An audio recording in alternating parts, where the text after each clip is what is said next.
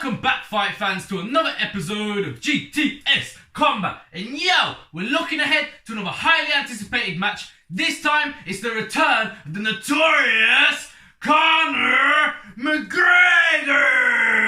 And he's going up against Dustin the Diamond Poirier, and it's headlining UFC 257 on January 23rd. So let's get into it. You got McGregor, 22 wins, 4 losses, and Poirier, 26 wins, 6 losses, and 1 no contest. So not much difference there in the records, really. And both guys been in the UFC a while, so they've always been fighting that high level of opposition. And you got McGregor, 74-inch reach, and Poirier, 72-inch reach. And both guys, 5'9", so not much difference at all there, really. And I'll put the rest of their stats for you on screen now.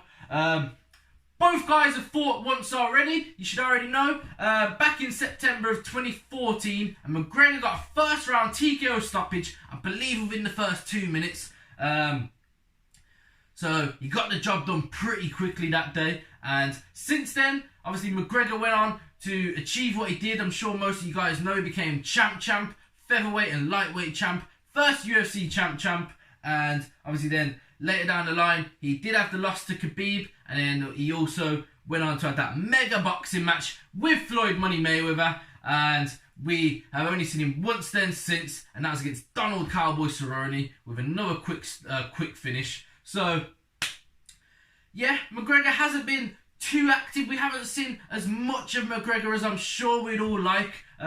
Biggest star in the UFC, he brings all the eyes on the sport, and we'd love to see McGregor be active. We was hoping 2020 was going to be that year. He said he was going to fight a 3-fight season, and obviously the pandemic came in and that didn't happen. Hopefully now with the with not knowing what's going on with the lightweight championship, not knowing what Khabib's doing, hopefully McGregor sees an opportunity to come back in and get that belt back, because that's why I feel like he's decided to actually take this fight at lightweight, because there was rumblings about it maybe being at welterweight, because that's where McGregor's been quite happy to fight as of late. But I'm happy he's down at lightweight, showing good signs. It shows that he's coming back to the division and potentially going for that belt. But then Poirier, on the other hand, since the loss to McGregor, he has gone on quite a tear. He managed to fight his way up to the interim lightweight championship. He beat Max Holloway for the interim belt, and that gained him his opportunity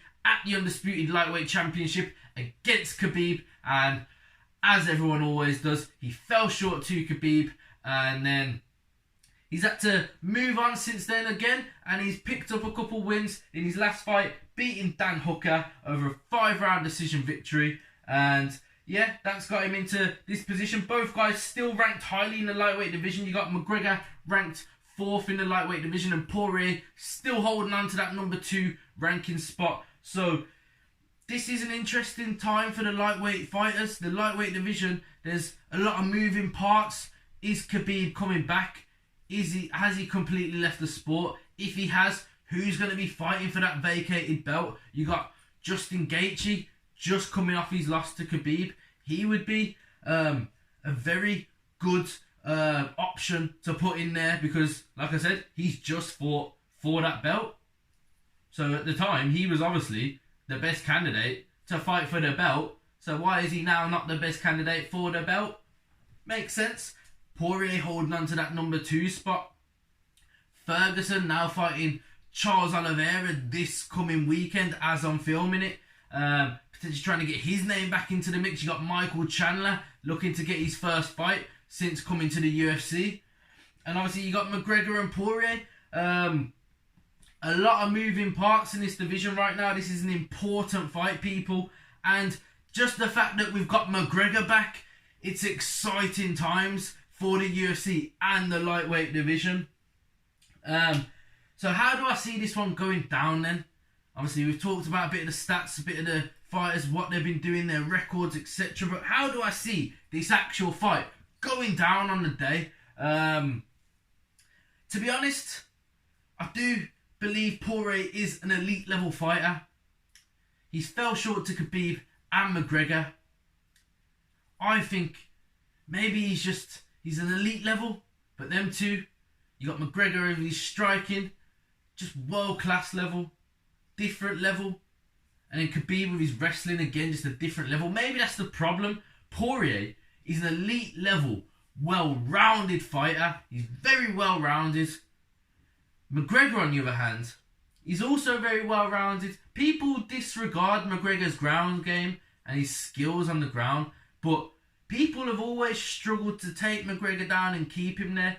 Only really Khabib has been successful at keeping him there, and even he struggled to get McGregor down. Like, it wasn't an easy feat. It wasn't an easy task to drag McGregor down, as it has been for Khabib against most people. But maybe McGregor's striking is just on a different level to every other guy. And then you got Khabib on the other hand, who his wrestling is just on a different level to every other guy. So even though Poirier is an elite level fighter, on them two bases, if his striking is just a bit short of McGregor and his wrestling up a field, you know, quite short of Khabib, because everyone's is. So for that reason, I feel like McGregor's probably going to come in and get the job done again. Don't think round one. Feel like he's going to take round one, maybe get himself into there. Feel, you know, I know he's always a fast starter, but, you know, get a feel of Poirier, set his range and all that, get his footing right and that, and just sort of ease in for the first round. If he hurts him, he's going to get the finish in the first. I'm not saying that he's not. But, and I just feel like second round, come in, steamroll him. Just get him out of there. But that's not to say Poirier can't get this done. This is going to be potentially the first UFC fight to have an actual bit of an audience, bit of a crowd there from what I'm hearing. So McGregor's not having to completely deal with the no crowd situation. So we can't throw that in there. But this is his first fight back in a while now. Since the Cerrone fight. It's going to be practically a whole year again. Well, it is going to be like a whole year again. And how motivated is McGregor? That's always the question now. How motivated is McGregor to come back and, you know, have a consistent, you know, some consistent fights in the UFC? He's already been talking about Manny Pacquiao after. So is his head truly focused on Poirier? It's hard to know. We can only find out for sure when we tune in on January 23rd. But I would say if there's even a 80% focused McGregor, he should beat Poirier. He should get him out of there. But Poirier, we've showed he's got the cardio, he's got the gas tank. In that fight with Holloway, everyone was saying the later rounds of Holloway is when he's going to come on. But if anything, it was rounds 4 and 5 where Poirier really put his foot down and put a stamp on that fight. So if this goes past rounds 2 into that third round, and then that middle point of that third round is really where it could start, the tides could start to turn. Poirier's got the gas tank, and that's where McGregor has fallen short many a times in the past. So I'm going to say McGregor within 2 rounds. That's my prediction.